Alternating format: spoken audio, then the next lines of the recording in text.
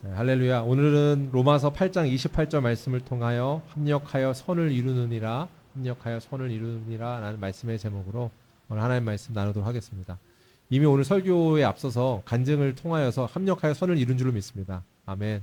하나님께서 그런 풍성함을 주시는 그 시간이 오늘의 예배이길 소망합니다. 지난주에 제가 질문을 하면서 이제 하나 나눴었는데 모순이라는 것과 역설이라는 걸 나눴었습니다. 기억하실 텐데 모순이라는 것들이 있고 역설이라는 것이 있다. 역설은 의도한 바가 있어서 무언가를 깊이 상고함으로 말하고자 하는 메시지가 들어가는 것으로 모순과 좀 차이가 있다라는 것들을 설명했었어요. 역설이라고 하는 것 중에 대표적으로 역설을 꼽을 수 있는 게 소크라테스가 한 말입니다. 소크라테스가 한 말 중에 기억나는 거 있으세요? 이런 거 있죠. 네 자신을 알라. 역시 우리 김광수 집사님 항상 답변 잘해주는 우수생. 예, 감사합니다. 예. 또 뭐가 있는지 아세요? 지식에 관한 걸 이런 말을 했어요. 참된 지식은 내가 모른다는 것을 아는 것이다. 이게 이제 소크라테스가 한 말입니다. 그 말은 무슨 말이냐면 내가 아는 유일한 하나는 내가 모른다는 건 난 안다 이거였어요. 내가 진짜 바로 아는 거 하나는 이거야. 내가 모른다는 건 확실히 알아. 이게 소크라테스가 한 말입니다. 오늘 성경에서 그렇게 모르는 게 인간이라고 말하고 있는, 소크라테스가 말하는데 오늘 성경에서 말씀하는 8장 28절, 제가 두팔 명령과 관련돼서도 이것도 아주 중요하게 생각하는 28절이거든요. 제가 두팔 하잖아요. 그것 중에 하나 갖고 있는 중요한 말씀인데 이 말씀에서는 안다고 전제를 하고 있습니다. 뭐라고 말하는 거 하니 들어보세요. 우리가 알거니와 이렇게 시작합니다. 뭘 안다는 걸까요? 그가 말하고 있는 것, 안다는 건 뭘까? 인생을 살다 보면서 인생을 안다라고 말할 수 있는 게 얼마나 될까 한번 생각해 보면 좋겠는데요. 이것과 관련해서 인생을 이야기하는 데 있어서 우리가 중요하게 생각하는 격언이 있습니다. 인생사, 세옹지마. 이게 다 들어보셨죠? 예, 세옹지마라는 말은 세옹이라는 말 자체가 변방의 늙은이라는 늙은이 옹자죠. 세옹의 말 이야기라는 겁니다. 우리가 잘 아는 알려진 말입니다. 변방에 사는 한 늙은이 어떤 노인이 있으셨습니다. 그분이 있는 그 변방 근처에서 말을 잘 키우는 일을 했죠. 그런데 그가 갖고 있는 명마가 어떻게 해요? 그 변방 너머로 국경 너머로 도망가 버렸습니다. 지금도 말 좋은 말은 한필 하면 얼마 정도 하는지 아세요? 잘 모르시죠? 근데 우리가 얼마 전에 뉴스도 보고 막 하다 보니까 말 사건이 많았고 이래서 이거를 기부인님 하다 보니까 알게 됐는데 수억 원이 넘습니다. 그죠? 웬만한 스포츠카보다 훨씬 비싼 게 말이구나라는 걸 알아서 제가 깜짝 놀랐습니다. 여러분 안 놀라셨었군요. 그러니까 지금 생각해 보면 그 당시 가치로 치면 더 컸을지 모르는데 좋은 명마가 도망간 거예요. 그러니까 동네 사람들이 와서 얘기합니다. 아이고 어르신 어떡해요. 말을 잃어버렸으니 큰일이네요. 이런 속상한 일이 일어났네. 어떡합니까? 라고 막 사람들이 얘기하니까 그때 했던 노인의 말이 모르지. 어떻게 될지 몰라. 이것이 또 복이 될지 모르지. 이렇게 말했다라는 게 이 이야기죠. 실제로 그리고 나서 얼마 지나지 않아서 떠났던 말이 어떻게 하죠? 네, 암말을 데리고 옵니다. 순말이 갔는데 암말을 데려온다는 건 순말과 암말 중에 뭐가 더 비쌀까요? 암말이 더 비싸다고 우리가 알고 있습니다. 왜냐하면 다음을 낳을 수 있기 때문에 더 비싼 게 상식이죠. 그래서 그런데 더 비싼 말이 왔으니까 사람들이 어떻게 하겠어요? 어이구 어르신 얼마나 복된 일이에요. 얼마나 좋은 일이에요. 라고 말했습니다. 그때 노인이 또 말합니다. 또 모르지 이게 화가 될지 라고 말했다는 이야기입니다. 실제로요. 얼마 지나지 않아서 그 새로운 말을 길들여야 되잖아요. 야생 말을 데려왔으니까 그 말을 길들이려고 하니까 이 노인이 어떻게 해요? 아들에게 시켰습니다. 아들이 그 말을 길들이려고 말을 타다가 낙마하게 돼서 다리가 부러졌습니다. 이거 어르신 어떡해요? 참 복인 줄 알았는데 이거 어떡합니까? 라고 하니까 이 노인이 뭐라고 했을까요? 또 모르지. 복이 될지 모르지. 라고 말했대요. 실제 좀 얼마 지나지 않아서 변방에 있다 보니까 전쟁이 났고 징집이 일어났습니다.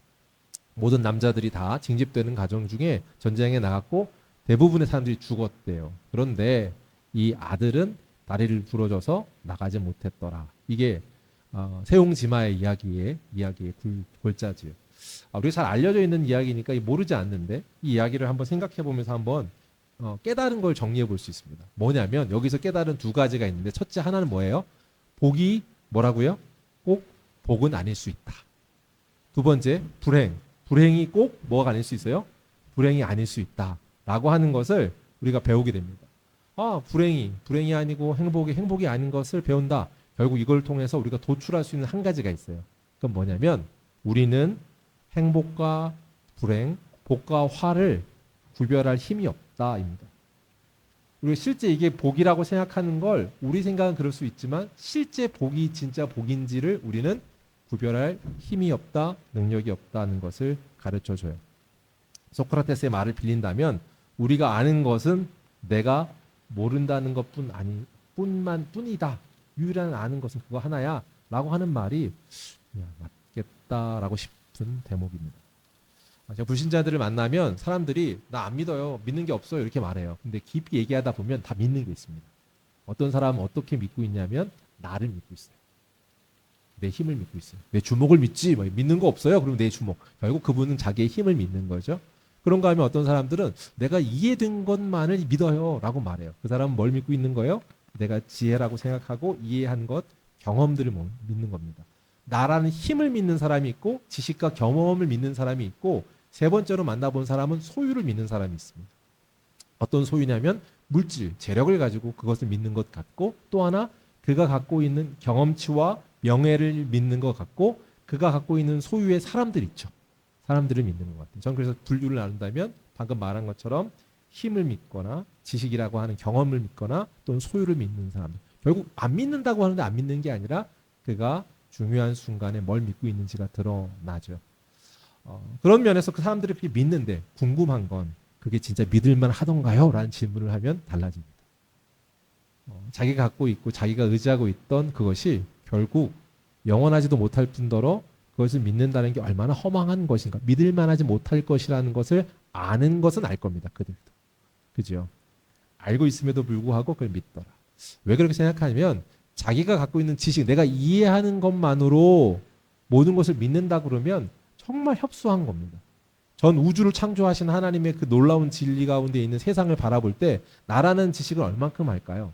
물론 여기 계신 분은 저보다 조금 더 지식이 있겠지만 우리 도찐 개찐입니다. 제가 한번 설명해 보려고 비유를 갖고 왔는데 예능 프로그램 중에 꽃갈로 바늘 끼기라는 게 있습니다. 해본 적 있으세요? 꽃갈로 바늘 끼기가 뭔지 아세요? 모르시죠? 잘 모르셔야 정상입니다. 우리 아이들하고 이제 제가 집에서 방탈출 게임을 할 때 하려고 만들어 놨던 건데 어떻게 하는 거냐면 꽃갈을 가지고 하는 겁니다. 이게 꽃갈입니다.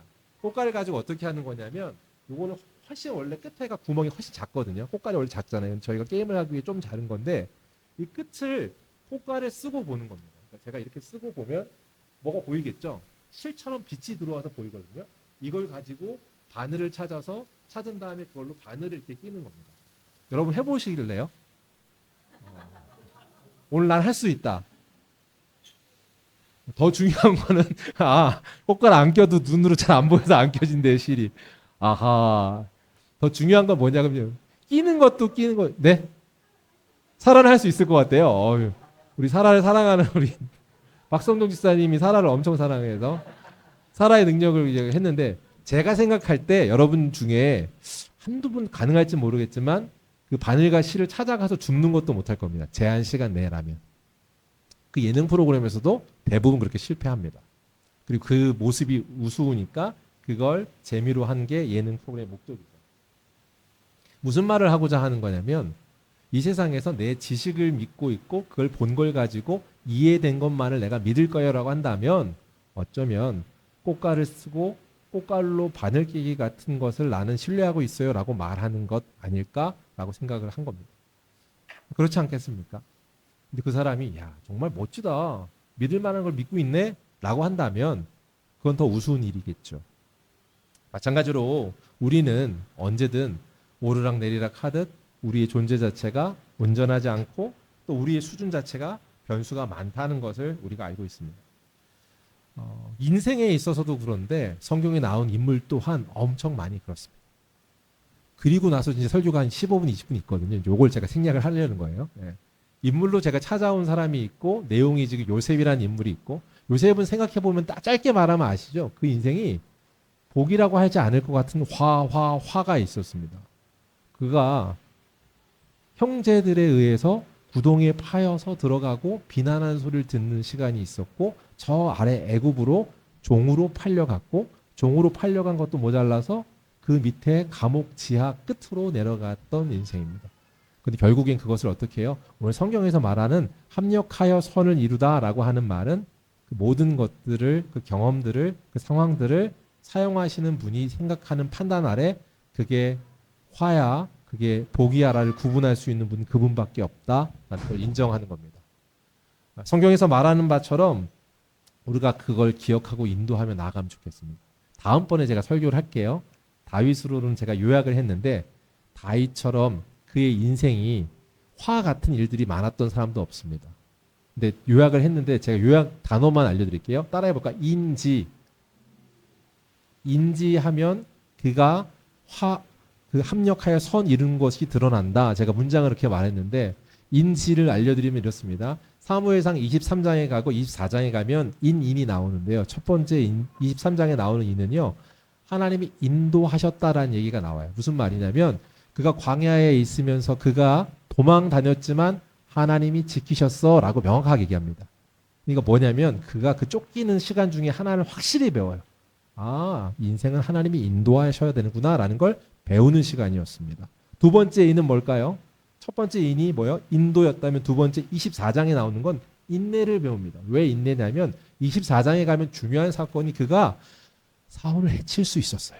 기회가 와요. 근데 어떻게 해요? 하지 않아요.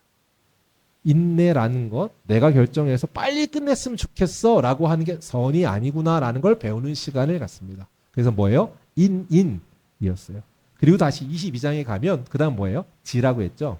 어떤 거예요? 그가 그 상황에서 지도력을 배웁니다. 22장에 가면 아둘람 공동체라는 곳에 가면 사람들이 흩어졌고 고난받던 사람들이 막 모이기 시작해요. 다시 숨어 있을 때. 그러면서 정치를 배우고 지도력을 키울 수 있는 지를 채울 수 있습니다. 사무엘 하 3장에 가면 그가 어떠한 사람인지를 보여준 모든 과정을 통해 궁극의 왕이 될 때 지지를 받습니다. 화 같은 것들이 그의 인생엔 너무 많은데 결국에 그렇지 않고 끝나더라. 사랑하는 성도 여러분, 오늘 성경에 기록된 말씀을 제가 한 구절 읽어드리고 마칠게요. 우리가 알거니와 뭘 안다고 하는지 들어보세요. 하나님을 사랑하는 자, 곧 그 뜻대로 부르심을 입은 자들에게 모든 것이 합력하여 선을 이루느니라. 이 말은 뭐냐면 우리가 아는 건 하나야 이 얘기예요. 뭐냐면 하나님이 그의 사랑하는 자들에게 선을 베푸시나는 걸 안다예요. 이걸 더 줄여볼까요? 하나 아는 게 있어요. 그게 뭐냐고요? 우리가 알거니와 하나님은 선하시다는 걸 안다. 이 얘기를 하고 있는 거예요. 그분이 선하시기에 그분은 어떤 재료를 가지고도 선하게 요리할 수 있다. 제가 요즘 최근에 그 셰프들이 나와서 하는 예능이 있었거든요. 그 예능이 뭐였냐면 흑백 요리사 맛이에요. 이게 지금 이슈가 돼서 맨날 뉴스에 나오잖아요. SNS 나오고. 예. 그런 거 안 보시기 때문에 모르고 신실하게 기도하기 때문에 특히 성진 형제 같은 경우는 요즘 기도에 아주 열정이 있어서 기도하느라고 봤어요? 해요. 근데 제가 대단히 놀라운 건 굉장히 화려한 요리를 하는데 이걸로 할 수 있어? 같은 걸로 하더라. 그냥 무로 해요. 그냥 감자로 해요. 근데 최고급 레스토랑의 셰프의 음식을 만들어내요. 그럼 제가 이런 생각이 들었어요. 하나님은 재료를 가리지 않으시겠구나. 하나님은 화라고 우리가 느껴지는 재료도 또 럭셔리한 어떤 재료도 그분 앞엔 공평하구나. 또한 그분이 선하시기 때문에 결과가 선으로 나온다라는 것을 말씀을 통해 확인하는 게 오늘 이 말씀인 줄 믿습니다.